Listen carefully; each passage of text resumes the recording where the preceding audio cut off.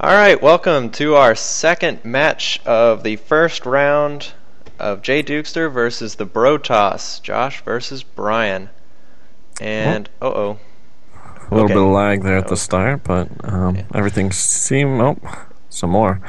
Hopefully this doesn't become a problem. But, as in the first match, this is Cervantes, Nick Brown coming to you. And this is Duck, aka Matt, and hopefully the technical difficulties here go away, or we might be restarting this one, but it seems like they're good now. Yes, hopefully that's it. We see some, a little bit of...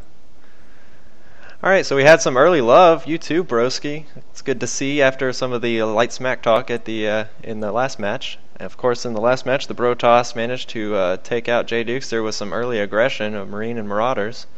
So we'll see how JDukester adjusts his playstyle for this map. And it looks like JDukester is actually going to do the wall-in, where previously he kind of centered all of his units right around his nexus. And we'll have to see if that's a good strategy or it falls badly on him. Yeah, I would expect the brotoss is going to go with pretty much the exact same strategy. That early Marine Marauder mix with the upgrades really was quite efficient against the relatively small number of Stalkers and Zealots that JDukester was able to put out. Yeah, and hopefully JDukester has probably got something a little more different in store this round, and hopefully it doesn't come with that same small push build where he pushed out and kind of lost his army. Yes. And then had a Nexus undefended. So. Yep. Hopefully, I'm sure we'll see some adjustments here. Of course, first matchup of the whole season for the League of Inadequate Gamers is bound to come with some nerves. So maybe they'll calm down in the second match. We'll see a little bit tighter gameplay, I think. Yeah, I would hope so, and I think that is something that we'll probably that be is the seeing dream, here. right? Unlike in my Right. maps where you're gonna see like 12 pylon, 14 gateway, and doing nothing. Forget to rally my probes to the mineral line, probably. So we actually have a proxy pylon here for Josh Duke. If you take it up in the center middle. Missed that. That's kind of it's interesting placement. It lets him do the warp gate down below. I guess that's not that important of an area, but it's behind the trees, so of course brotoss won't see it unless he manages to walk over there. And here the first, I wasn't really paying that much attention. Did this scout head straight for JDukester's position? It did, but there is only 2 spots to spawn on this map. Geez, so showing off my own nubbishness here. I do not know our maps very well. Of course, well, there's we're playing on Xel'Naga Caverns, which is, glancing over the schedule, I think it's probably the second most popular map this season, so we're all going to get very familiar with it. yeah, it's the only actual 1v1 map we're playing. The rest are actual 2v2 maps, and it looks like brotoss is going to be doing circles here in JDukester's base, trying to get as much scouting information as he can. Unfortunately, at this early stage, there's really not a lot to learn. He's got the single gateway with a second zealot popping, and his cybernetics core is finishing up warp gate. And he's putting the pylon over in the edge. I guess he's concerned about drops, perhaps? I'm not sure. Well, it's always good to know your base. Terran is definitely one of those races that dropping is a very good possibility. Well, so I would say that's probably a concern for all all of them. Okay, we see here that the brotoss is getting his second gas, which did not happen at all in the first map, and the Ghost Academy. So I think we're seeing a pretty strong change in strategy by the brotoss. I wonder how much he was preparing for this matchup. I don't know, but I mean, one thing, Ghosts with their EMP is very strong against Protoss gateway units.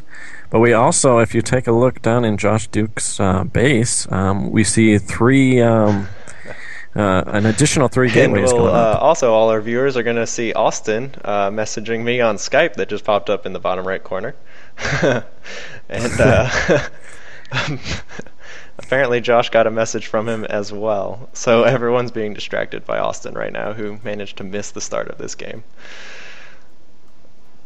Well, that'll be a bit unfortunate because I think we're going to see some interesting play here with the Ghost Also, Academy. there seems to be, what would you say? I think this is a little bit further apart on this map than in the last one. So a little bit more time and no early aggression, it looks like. So neither has really moved out, honestly. Yeah, which is a bit surprising. I mean, we're moving into the 6 minute and 30 second range of the match, and typically, if there's any early aggression, it would be I'm about surprised now. that, especially the brotoss, after his success with the strategy, and I'm sure Josh is quite nervous. Probably, I'm not surprised to not see him moving out since that backfired so badly last time. Well, here's one interesting thing. We see Josh actually putting down another Nexus where he's expanding here, and the only real units he's got to defend this is a two Zealots, a Stalker, Oh, and this a is very Sentry, interesting. Up at which the top, is we see he's using his warp gates to go in at his proxy pylon. It looks like he's preparing for an early attack of his own this time. well. He's got to get his units together here. He's actually going to miss the Terran Oh, army. there it is. He's okay. Oh, So this will be an interesting matchup. It looks like he's going to get a few free Marines, but I'm not sure.